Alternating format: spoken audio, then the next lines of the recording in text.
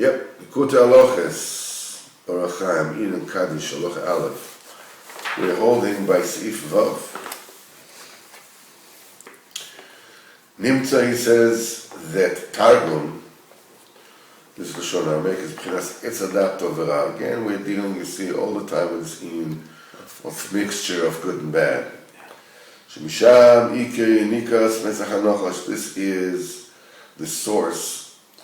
This is the thing, the feeding ground of the forehead of the snake, the brazenness of the serpent. This is the root of Chochmas HaTeva. That's why Malach HaShoros do not use Aramaic. Because over there, the main Bechira, because over there by Aramaic, the Shon Targum, this is what choice is. Malachim have no choice. They have no Bechira. They're called oimdim, they're standing, they're not walking, they're not moving. That's why the Targum, the translation, She'u b'vchinas etzadas, that is the aspect of etzadas, Shesham ikar bechira, that's the place, the main place where choice is. They don't need it because they're not bechira. They don't want, they don't want Bechlal to have any access to Inyan of Bechira, which is Targum. Ikir is Galus HaKedusha, the main revelation of the Kedusha, which is Galus HaRatzon, which in effect is the revelation of the Ratzon. Call it favor, call it absoluteness, call it authority, call it kingdom. This happens only in Lashon Kodesh, because Lashon Kodesh is holy language, holy speech. He calls out with the speech, calls out and reveals the Ratzon. He calls the Kodesh. Mikra Kodesh means that the Kodesh calls out and announces the Ratzon of Hashem. The language of Kadish, a high legal language, every place where there's Kedusha, immediately it calls out and it reveals the Ratzon.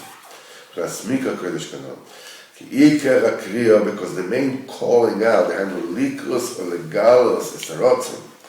In other words, to call out and to reveal the Ratzon, where they're dibon. The way it's done, mostly it's done through the dibon. Because the speech of Kedusha calls out, calls out and reveals the Ratzon. And the main perfection of the speech of the Kedusha is B'chinas Lashon Kodesh. That's why all the brachas and all the Kedushas and all the shirs, all the songs and all the praises, Kulan is Takon Lashon Kodesh. Everything was the Takon Lashon Kodesh, because all the brachas, all the kedushas, they all constitute a revelation of the Ratzon. That's why they were written Lashon Kodesh. As we said, because the main revelation of the Ratzon is through Lashon Kodesh, which is the perfection of the Dibur that calls and reveals the Ratzon. Lashon Kodesh, Lashon Kodesh is the perfection of the Dibur. This is the elder, of Kedusha. In other words, that adds Chochma and Das every single day. One day, through the perfection of the Das, this perfects the Dibur. Ki Adibur, with Galus HaDas, the Dibur constitutes the revelation of the Das. And the more that the mind is being perfected, so there's a Kadish of Kedusha that adds Kedusha every single day, the Dibur is being perfected more. Because the Dibur is this galus of the Das, is the revelation of the Das, as it is said, Mipiv Das of Tvuno. Shlemus of Dibur u Lashon Kodesh, and the perfection of the Dibur is Lashon Kodesh. Ki kol Shamim and Chaserim, all the languages of the nations that call lacking, it's distorted language. The only shlemus is Lashon Kodesh. Nimtza shel Lashon Kodesh u'ikar shlemus hadibur. Now you can find that Lashon Kodesh constitutes the perfection of the speech. And in Nikosai, where does it feed off? Mizikne adusha b'kedusha, from the elders b'kedusha. It is a very, very important bechina to keep in one's mind.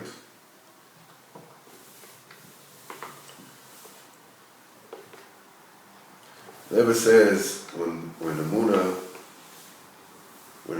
is not the way it's supposed to be, then a person needs avodas kashas, needs hard work, hard labor. Because the truth, the one thing which Rabbi Yosef keeps on delivering over here is that the everything is avodas Hashem. What you say, what you don't say, when you say, when you don't say, when you sleep, when you get up, everything is avodas Hashem. Your business is avodas Hashem. Your parnos is avodas Hashem. Going to the bathroom is avodas Hashem. Afterwards. And also there, you don't have to stay there long and come out quickly. And it's everything constitutes avodas Hashem. When your emunah is the way it's supposed to be, you don't need hard work. Everybody wants to wake up chatzois, and it's about everybody should, but it comes mainly the avodas kashas, tanesim and fasting and all kinds of stuff. It comes from the fact that the person lacks the emunah that everything you do is avodas Hashem. You live in an undeniable, constant omnipresence of HaKadosh Baruch Hu. All the time. You're with HaKadosh Baruch Hu all the time. There's such thing as saying, wait a minute, I want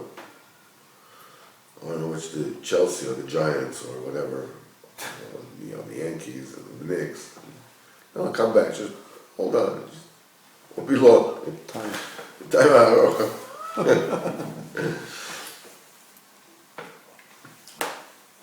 Hypnosis is revealing the inner workings.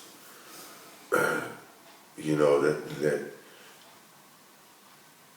the way, what I say, it just seems like, do I do good or do I do bad? Do I say good things or chas v'chala do I do bad things? It's like it starts with me. And then I'll be judged by it, I did good, I did bad. It also reveals that when you speak, Adibur b'Kadish, Adibur b'Kedusha, when you refrain from Dibur b'Torah, you are making these sorting out action in the Targum. The Dibur b'Kedusha is a direct derivative from Zikarim b'Kedusha, that add on Kedusha every day. The Dibur b'Kedusha is a revelation of the Malchus and Ratzon HaKadosh Baruch Hu. You're connected, it doesn't start with you. When you do this, you're connected to the Zikarim b'Kedusha, you're connected to Gilui Ratzon, you're connected to the Gilui of HaKadosh Baruch Hu in the world when you say Davar Tov. When a person chas v'chalil says Davar Lo Tov, then it's verkehrt. He's giving sway to Chachmei Teva, to the Tumah, and he's connected to them. It's a Chevel Tumah. Either you're connected to Chevel Kedusha, or a person is connected to Chevel Tumah. That kind of dynamic connection that a person is tied to with his Bechira every single time, every single moment of every single day, every single machshava, every single dibur, every single ma'aseh, all the time. You're connected, you're plugged in all the time. You're an Avodas Hashem machine. Or somebody can be chas v'chalila l'hefech. There's no such thing, okay, I'm just sitting here, I'm just minding my own business. I don't mix in, I keep it. It's a thing. You're connected. Unbelievable. It's like a train junction. That which came before you, that was coming after you, that which feeds you, that which you feed vital, that which influences you, that which you are influencing with every single word you say. Rebbe says that there are people whose neshama are under you. So with the Torah that you learn, you actually admonish him and say, whoa, hey, get up, stop working, or chas v'chalila. The opposite. You're a fantastic thing, man. It's not a simple thing. I can say, maybe I'm smart, maybe I'm stupid. It's not to do with that. It's not to do with that. The important thing is your tunis. That's the main thing. Smart, stupid, it doesn't matter. You have exactly the kind of seichel that you need. I have the same kind of seichel that I need in order to fulfill my role in my life. That's it. I'm smarter than somebody else. Somebody else is smarter than me. What do we say every morning, right? Look. Right? We say that every morning. And this just allow me to open it. It says, Ma'anu mechayenu. What are we? What are our lives? Machasteinu, I mean, we're so nice, we're such a chesed. What a chesed is the Kadish who gives all the time the entire world. Matzit kaseinu, what is that tzidkis? Ma'isha seinu, the fact that we save somebody, we help somebody, what are we doing? Makocheinu magvoroseinu, what is that koyach? What is that gvura? What should I say? It says, Alo kol hagiborim ke'ayin lefanecha, all the mightiest are like nothing before you, and Sheh Hashem, the real famous one, the celebrities, like they never existed. And then the wisest of all people is they're just like total morons, like gulnish mit nicht. And the smart ones, like they have absolutely no seichel. Ki rov ma'aseihem tov. Most of what they do is nothing. And the entire lifespan is like the mist when you breathe on a cold day. It's like nothing. And what is a man better than a behemoth? Nothing. They both die. Everything is nonsense. Except for the neshama, that's the dim chesh before you. And then, he says, all the goyim are like nothing before you. And he says, and the goyim kima midli kishachim znaim is like when the used to have the no balance with the weights.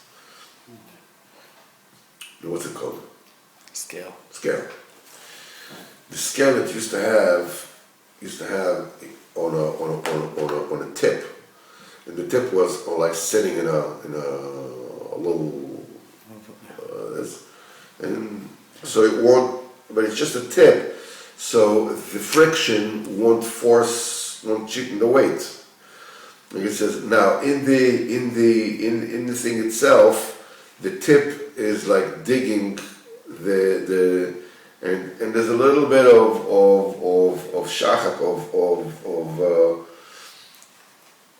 something that rubs off because of the friction of the. How much is it? Is it good?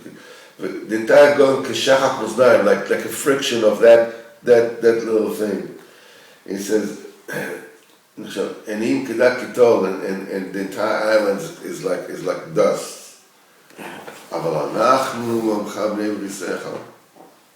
While all this is happening, we are your nation, the children of your covenant, the children of Avraham, Oyavecha, your lover, that you swore to him in the Mount of Moriah, Zera Yitzchak Yechidah, that the seed of Yitzchak is only one. That was tied up on the Mizbeach, where the congregation of Yaakov, your elder son, that from the love that you loved him and the happiness that you are happy with him, that you go feitzach with him, that you were rejoiced with him, you called him Yisrael and Yeshurim. So it's Ashreinu, Ashreinu. Look, the entire everything is nothing, and where are your beloved? You call him Yisrael, Yeshurim. How much we have to thank him, mishabech you, and to praise you, and we can't even put it into our minds what goes on here. So if you're smart, it's like you have no seichel. If you're wise, you have no knowledge. If you're mighty, it's like you're nothing. If you're famous, it's like you have never even existed. All these mean nothing. But you're Zerah, Yaakov, you're a Jew. You're a Jew, then it's good. You know, I actually have to, we're going to finish it. We're not going to learn Likutei today. I'm a little dizzy, so it's hard for me. I wrote in the New York Times an article about the Jews in France. The Prime Minister of France said that if the Jews leave France, France is not going to be France anymore. And one of the French Jewish thinkers, quote unquote, he says that the Jews should not leave France, we should not give Hitler a posthumous victory. So I wrote in the New York Times, I said, it's a very nice sentiment not to give Hitler a victory, you know, but it's like closing the barn doors after the horse has already escaped. Hitler's mahalach of making Europe Judenrein was very successful. Europe is empty of Jews. Everything is just remnant. It will never recover. But way beyond that, the importance of the Jewish nation goes way beyond a Hitler, a Nebuchadnezzar, or a Titus, or a Vespasian, way beyond that. Hitler's just one of those guys. The Jew is the gateway to Holocaust, the gateway to godliness. There's not one single monotheistic religion in the world that is not based on Judaism. Not one. All human Musar depends on Judaism, everything. Jews are much more important than whether you could claim that Hitler, quote unquote, won or lost. It doesn't make any difference. Throughout history, Jews moved. When there were Xeris, they got up and they left. The same thing should happen now. We should get up and we should leave. Because Europe is heading into a fight, confrontation with Islam. It cannot win. Because the handcuffed and obsolete ideas of what's proper, what liberalism, politically. Yeah. They can't, you know, it's like you can't win this. That's it. If you, whether Hitler wins or loses is neither here nor there, but Jews and French should remember, you know, the fact, the lesson that Hitler taught everybody. Get up and run away. Just go away. That's my opinion. Hey, you know, do with it what you want. You know, I'm not saying. It's like, that's what I think. Definitely should get up and leave. That's what I think.